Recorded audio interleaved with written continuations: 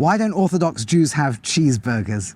Actually, generally we don't mix meat and milk, and it starts from Exodus 23:19, Exodus 34:26, and Deuteronomy 14:21, which are all verses that talk about not cooking an animal in its mother's milk, from which we extrapolate more broadly any meat and milk we can't have together. Why? So to some degree, there are certain mitzvot, certain laws in the Torah that we call a chok. We don't fully understand them, and we trust that God knows the world better than we do, and there's a beautiful act of submission in that. Like you go to a doctor, you don't have to understand how the medicine works.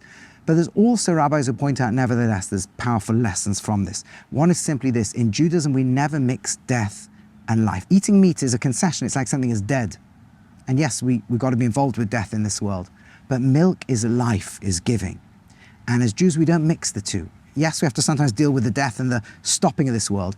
But when we've done that, we need a break. And then we eat milk, which is we're ingesting the notion of giving and being a source of life in this world. And so that's really the idea that all the food that we have, apart from its nutrition, also has within it, if you like, spiritual or moral or metaphorical, whatever it is, ideas, and we're meant to feel the messages coming within us. If we're going to take something from the world, vegetable or animal, we need to do things with that food that's going to be a blessing to the world and not just an animalistic act of eating. And in separating the meat and the milk, we say we do need to deal with the death and limits and finality of this world. But ultimately, our life is about being givers and about bringing more life and blessing into the world.